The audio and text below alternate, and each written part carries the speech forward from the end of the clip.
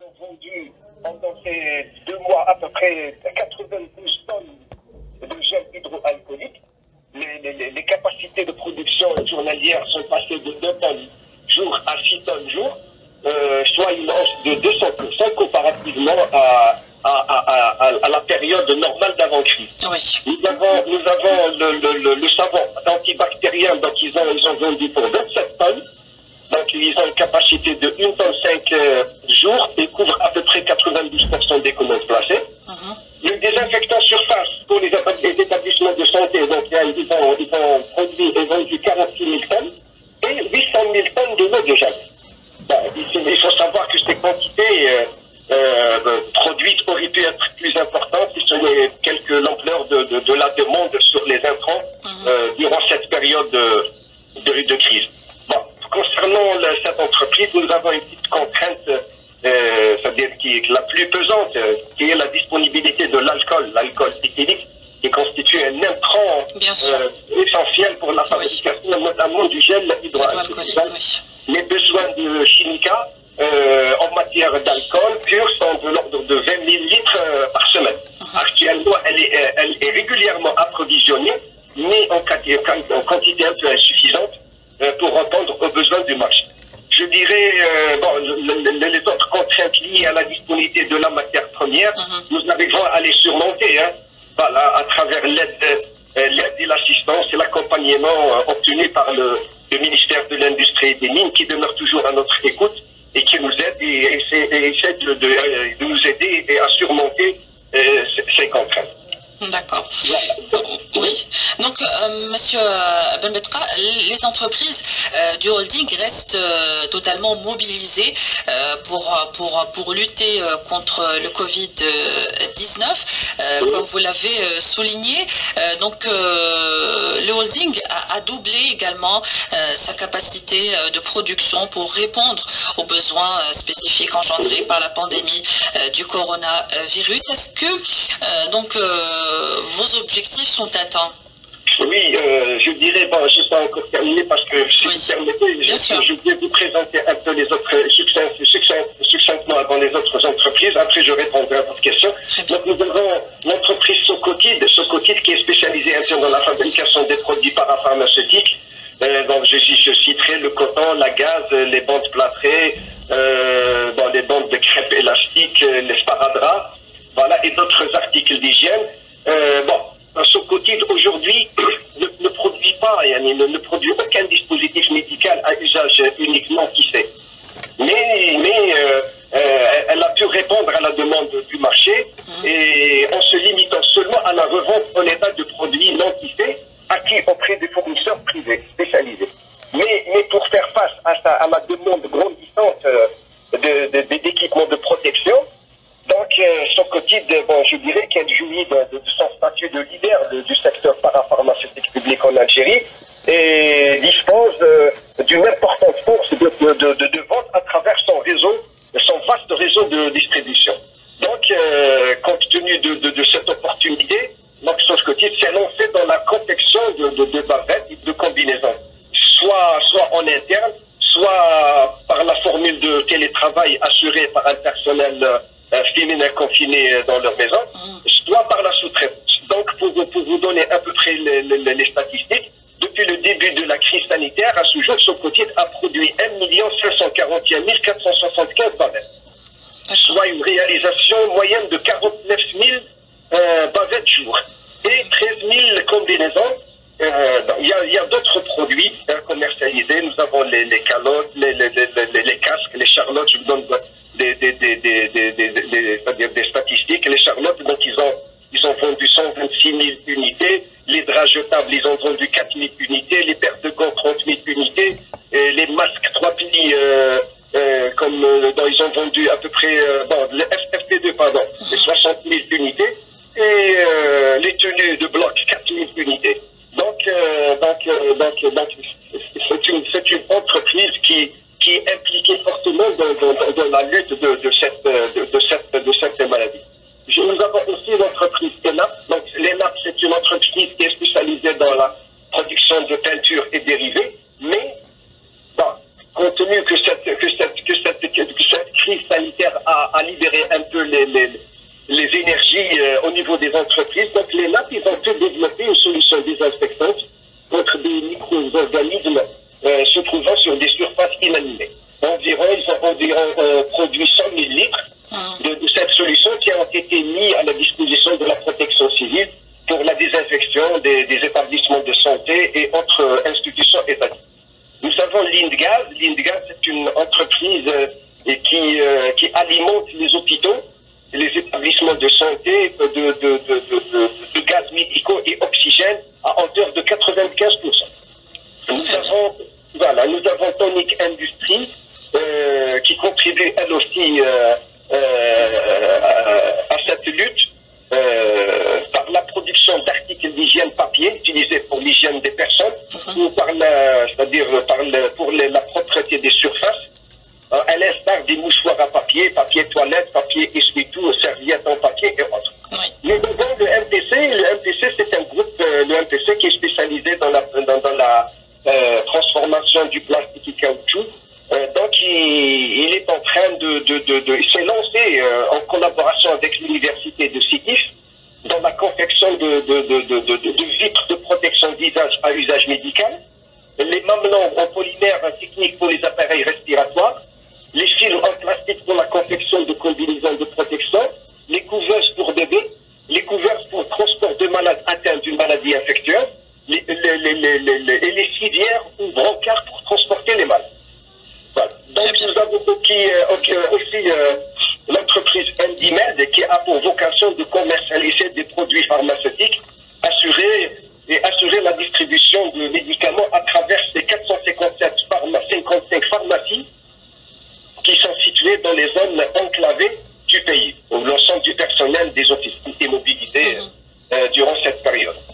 Voilà, donc j'ai fait un peu je vous ai donné un peu. Vous avez détaillé l'émission de chaque entreprise. Oui. Voilà, aujourd'hui, je dirais que l'objectif du groupe ACS à travers ses filiales, malgré quelques contraintes qu'on a pu surmonter, arrive à atteindre ses objectifs. Je le dirais, je le confirmerai. Oui, et vous avez d'autres objectifs à atteindre puisque la pandémie est toujours là, la crise est toujours là. Donc, est-ce que vous allez relever encore plus la barre plus haut? Bien sûr, aujourd'hui, on est en train d'essayer d'augmenter un peu les capacités de production de nos produits, moyennant l'acquisition d'équipements nécessaires par les entreprises, les filiales du groupe qui nécessitent des fonds. Donc le groupe est là pour les assister, pour les accompagner et leur accorder un financement pour financer un peu leurs intrants, leurs matières premières ou l'acquisition des équipements. Mais on reste toujours sous la garde, on ne baisse pas les bras, on essaye toujours d'augmenter parce que d'après les informations qu'on a, donc c'est une pandémie qui va un peu durer pendant quelques mois aussi. Donc on est là pour assurer et pour alimenter, pour répondre aux besoins du marché et aux besoins des clients et des hôpitaux. Oui. Quelle est votre contribution dans le paysage sanitaire et économique en général? De quelle contribution? Je sais pas. Votre appui, votre apport, vos produits. Donc, quel est peut-être l'apport de vos produits par rapport au secteur sanitaire et par rapport à l'économie en général? Bien sûr. Si j'ai bien saisi votre question, vous ne parlez pas d'action de solidarité, non? Non, pas encore. Non, pas encore. Okay. Oui. Donc, à travers le produit, on essaie de répondre, comme je vous l'ai dit, on essaie de répondre aux besoins des établissements de santé, aux besoins à travers les produits qu'on est en train de fabriquer actuellement et les produits qu'on essaie de développer, parce qu'on est en train de développer au fur et à mesure certains articles, certains produits dans le marché, c'est-à-dire à forte demande, oui. Voilà, là où il y a une demande, on essaye de répondre. Donc c'est-à-dire on travaille en collaboration avec notre ministère de l'Industrie. Hein. Donc on essaye comment dirais-je, de répondre aux besoins des clients. Voilà. Oui, en tout cas, vous avez relevé tout à l'heure le problème des matières premières, notamment l'alcool pour donc la confection de quelques produits. Hormis ces problèmes de matières premières notamment, est-ce que vous rencontrez d'autres problèmes que rencontrent aussi d'autres entreprises en Algérie? Comme je vous l'ai dit tout à l'heure, il faut dire que les contraintes, les problèmes existent, mais on essaye de les surmonter. C'est-à-dire le groupe, elle est là pour accompagner ses filiales, hein, pour essayer de surmonter toutes les contraintes. Et s'il y a une contrainte majeure qu'on n'arrive pas à régler, donc on fait appel au ministère de l'Industrie à travers le ministre lui-même ou à travers ses services. Là où ils sont en train de nous appuyer, de nous accompagner et de nous aider pour surmonter toutes ces contraintes. L'alcool, comme je vous l'ai dit tout à l'heure, l'alcool, donc il y a une demande importante sur ce produit. Donc, mais c'est-à-dire l'approvisionnement en alcool, elle est faite d'une manière ordinaire. Mais c'est des quantités insuffisantes pour répondre au marché. Bon, nous avons, par exemple, concernant le gel hydroalcoolique, nous avons un ingrédient qui est important dans la fabrication, c'est le carbonère. Donc c'est une matière première qu'on importe, hein, à partir de l'étranger. Et compte tenu de la crise qui a touché un peu toute la planète, donc malgré ça, on arrive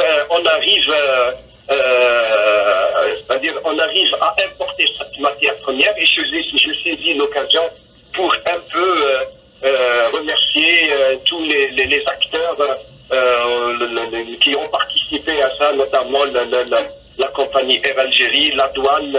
Ils nous ont facilité tous les accès pour acquérir cette matière première et pour fabriquer le gel et répondre aux besoins du marché.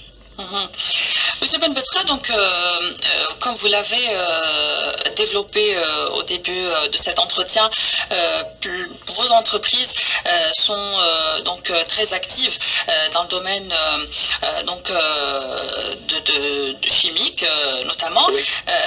Parlons de la recherche, Monsieur Ben Betra. Donc, est-ce que vous développez au sein du holding ce créneau, donc le créneau de la recherche scientifique? Est-ce qu'il y a aussi la contribution d'autres instituts ou écoles ou universités? Oui, je vais vous dire, madame, oui, aujourd'hui, le holding chimique ACS est en train de se développer à travers les travaux de recherche au niveau de ses filiales. Je vous cite un exemple. Pour votre information, madame, donc le holding ACS, dans le cadre de sa politique d'intégration économique, il a produit 97 produits. Il a fabriqué 97 produits, c'est-à-dire qui ont été intégrés entre les années 2018 et 2019. dont 72 produits ont fait l'objet d'homologation et commercialisés sur le marché national. Voilà. Donc, c'est-à-dire, on est en train où tous ces produits ont été substitués à l'importation. C'est-à-dire que c'est des produits qu'on importait en 2017, mais en 2018, on les a fabriqués en Algérie. Hein? Voilà. Donc, nous avons, je vous cite un peu, nous avons travaillé, c'est-à-dire de développer un produit pour Sonatrach, hein, un produit qu'on appelle l'émulsifiant. Hein, c'est un produit qui est utilisé dans l'industrie pétrolière. Hein, c'est une production d'un fluide de forage utilisé dans l'exploitation du fluide de pétrole pour séparer la boue du pétrole brut. Voilà, donc ce produit donc, a été fabriqué au niveau du complexe Sol-Rosnen qui relève du groupe ENAD, et il a été mis à la disposition de Sonatrach pour les travaux pour les essais pilotes au niveau et on attend toujours c'est-à-dire, bon, c'est des essais, c'est pour l'homologation, c'est des essais qui durent un peu dans le temps. Hein? Donc nous avons aussi, voilà, nous avons aussi même le groupe ENAD, il a développé un autre agent mouillant, hein, un autre qu'on appelle le subitol, qui est utilisé pour le blanchiment de la matière première et qui a donné des résultats probants sur le plan hydrophilité et blancheur. Donc ce produit auparavant était importé par Socotide, donc il a été substitué, il a été fabriqué par le groupe ENAD pour substituer un peu à l'importation de ces produits. Bon, pour le moment, bon, nous avons quelques, comment on appelle ça, nous avons d'autres produits, mais j'ai pas envie de beaucoup m'étaler sur ça. D'accord, donc la recherche est développée, vous accordez un intérêt. Oui, on est en train de développer, surtout avec l'université avec la faculté de chimie de Bebzouar, c'est-à-dire un travail est fait en ce sens. Un travail qui se fait. Voilà. Oui, Monsieur Benbetra, donc le holding, est-ce que le holding ACS vise l'exportation? Oui, madame. Donc, malgré les contraintes, parce que nous avons nous vivons beaucoup de contraintes. Donc, pour votre information, madame, donc les entreprises relevant du groupe ACS ont exporté durant les 2 dernières années à peu près pas moins de 130 millions de dinars, soit à peu près 1 million d'euros. Où ce chiffre aurait pu être beaucoup plus important si ce n'est les contraintes d'ordre administratif, bancaire et logistique qui ont un peu entravé notre élan d'exportation.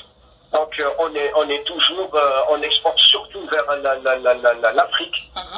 Voilà, donc nous avons, il y a l'entreprise, le groupe JPEC qui exporte les sacs de ciment vers la Gambie. Nous avons ce Socotide qui exporte aussi ses produits parapharmaceutiques au niveau du Burkina Faso, du Bangladesh, je pense, si je ne me trompe pas, et au niveau surtout au niveau de la Mauritanie. Très bien. Monsieur Benbetra, parlez-nous de l'opération de solidarité engagée par le holding Algeria Chemical Specialties en cette période de crise. Oui, merci. Bon, à l'instar de toutes les entreprises algériennes, publiques et privées, et dans le cadre de la stratégie de lutte contre cette pandémie initiée par M. le Président de la République, donc il y a eu plusieurs actions de solidarité qui ont été, je dirais, engagées par les entreprises affiliées au holding ACS. Je citerai entre autres la filiale Chimica qui, pour sa part, a fait des dons au profit des hôpitaux de Blida et l'hôpital de Mustapha et de Bablouane en gel hydroalcoolique, savon antibactérien et désinfectant surface et eau de javel. Nous avons aussi la Chimica toujours qui a livré aussi les mêmes produits aux résidences de vieillesse d'Il Ibrahim et Sorekal. Donc, on a fourni aussi des désinfectants surface au profit de la wilaya d'Alger. L'entreprise Socotide a de son côté effectué un don de couches bébés et de compresses au profit des hôpitaux de Mustapha et Bablouane. Tonic qui est pour sa part qui a mis à la disposition de la wilaya d'Alger des camions citernes pour la désinfection des rues et des quartiers d'Alger. L'ENAP qui a livré à peu près 20 litres de solution hydroalcoolique à la pharmacie de l'établissement public hospitalier de Khadaria, wilaya de Bira, et à peu près 3400 litres de javel au profit des établissements de santé et au APC de l'Ardalia. L'Indgaz a fourni à peu près 1000 bouteilles d'oxygène au profit de l'hôpital de Blida, ainsi que les casques à oxygène remis à la pharmacie centrale.